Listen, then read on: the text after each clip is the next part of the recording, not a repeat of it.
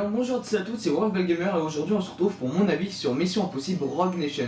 Alors oui, je sais, j'ai énormément, même beaucoup de retard, mais je m'en excuse, hein, c'est juste que je n'ai pas eu le temps tout simplement de tourner la vidéo, donc là j'en profite vu qu'il n'y a absolument aucun film qui m'intéresse au cinéma.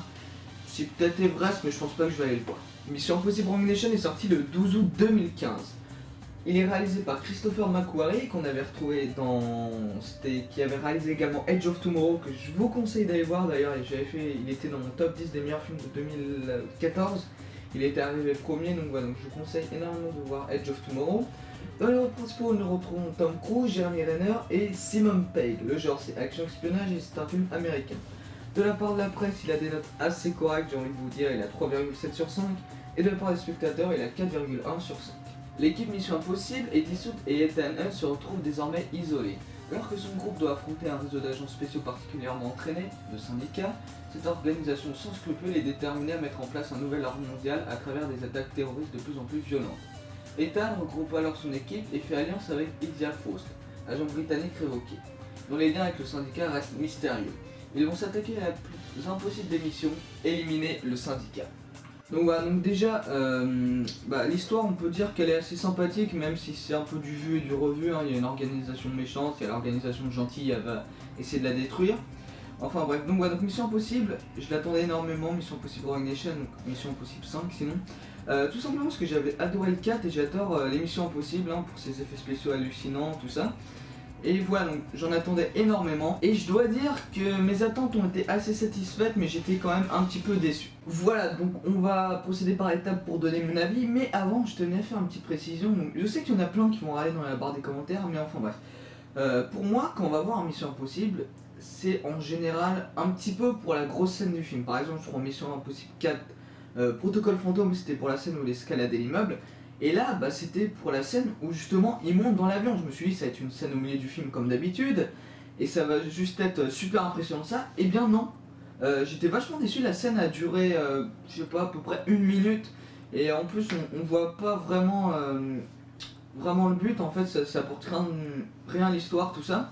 Donc j'étais assez déçu à ce niveau-là. Donc voilà, puisqu'en plus on avait fait plein de pubs dessus, on avait fait ouais c'est la scène du film, on avait même dit que Tom Cruise était blessé durant cette scène là. Et en fait la scène dure même pas 1 minute.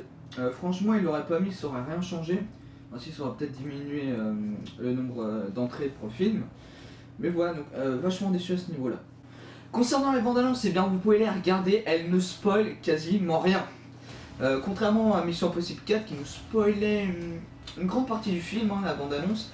Là, la bande-annonce de Mission Impossible 5 ne spoile rien, elle nous met elle nous met même sur une fausse route, puisque je pensais tout savoir avec la bande-annonce, mais en fait on ne sait strictement rien. Donc voilà, donc on va commencer par le développement des personnages. Donc, les personnages, je les trouve tous super bien développés, sauf, il me semble, c'était, oui, Solomon Lane, donc c'est le méchant de l'histoire. En fait, je m'attendais à un méchant charismatique, comme on avait pu voir dans Mission Impossible 1, 2, bon, le 2 était assez moyen, le 3, le méchant était juste super, le 4 également. Mais dans Mission Impossible 5, je me suis dit, on va avoir un méchant vraiment très charismatique, qui va être un vrai méchant, quoi. Et en fait, non, on a le droit à un personnage qu'on ne voit quasiment pas dans le film, en tout, on doit le voir 15-20 minutes. Et en plus, eh bien le personnage est quasiment pas développé, on ne sait quasiment rien sur lui. D'ailleurs, pour le déroulement de l'histoire, le syndicat non plus, on ne sait quasiment rien sur le syndicat. Enfin, on ne voit pas trop en action, juste à travers quelques petites vidéos. Ouais, donc vachement déçu parce que je m'attendais à un super méchant. Bon, après, au niveau du développement des personnages comme Ethan Hunt qui est joué par Tom Cruise ou les autres personnages, eh bien, comme dans les autres Missions Impossibles, ils sont super bien développés. Ethan Hunt, c'est un personnage très qui nous met en confiance durant tout le film, tout ça. Comme dans les autres d'ailleurs, et voilà, après les autres personnages sont bien développés comme je l'ai dit. Donc voilà, donc, au niveau du développement des personnages, il y a un grand point positif et un très gros point négatif. Ensuite au niveau du développement de l'histoire, eh bien l'histoire est très très bien développée, il n'y a aucun souci, si ce n'est l'ordre.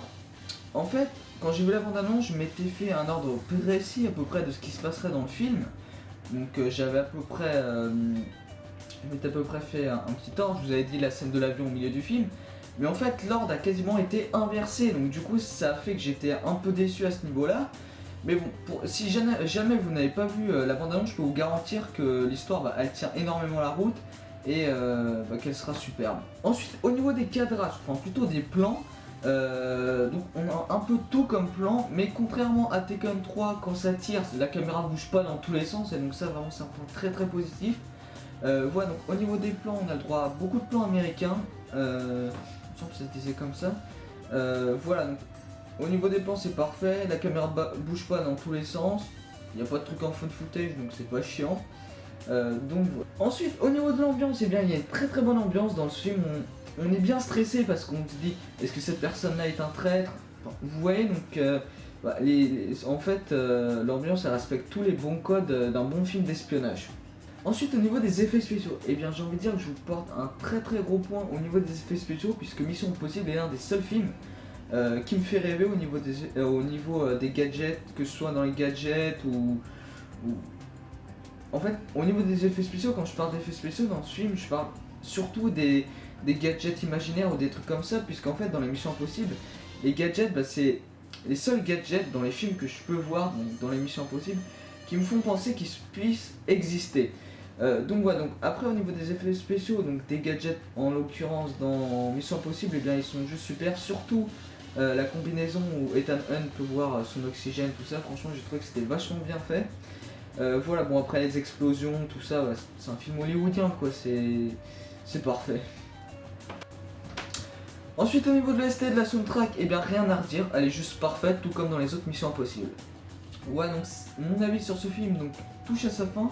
Donc pour résumer, au niveau des points positifs, bah, de très très bons effets spéciaux, bon il y a une très très bonne ambiance, une très très bonne réalisation, développement des personnages quasi parfait, sauf au niveau de Solomon, le déroulement de l'histoire assez sympathique. Voilà, donc après l'un des points négatifs, je dirais au niveau de la réalisation, c'est tout simplement, alors je sais pas la manie qu'ils ont, mais à chaque, depuis Mission Impossible 4, en fait, à chaque fois, eh bien on nous spoil tout avec un petit générique bien chiant. C'est vraiment regrettable. Bon après, je dirais qu'il y a ça comme point négatif et le développement de Solomon qui est pas assez... un personnage qui est pas assez développé, enfin bref. Sinon tout est parfait, donc voilà, pour moi Mission Impossible mérite largement la note de 19 sur 20. Ouais, donc après je sais que mon avis sur ce film, j'ai pas été très très explicite. C'est tout simplement que j'ai énormément de travail en ce moment. Je me concentre vraiment sur certains projets également. Voilà, là j'ai dit mon avis en gros, donc je pense que les prochains avis seront beaucoup plus détaillés. Là j'ai essayé de faire mon mieux quand même. Donc voilà, donc en espérant que la vidéo vous aura plu, n'hésitez pas à la liker, la commenter, vous abonner bien évidemment, me suivre sur Facebook, ça ferait vachement plaisir. Et moi je vous dis à la prochaine, donc n'hésitez pas à aller voir la chaîne de Six Neymar, Rémi Rossimi 192 et Vincent Wzorowski.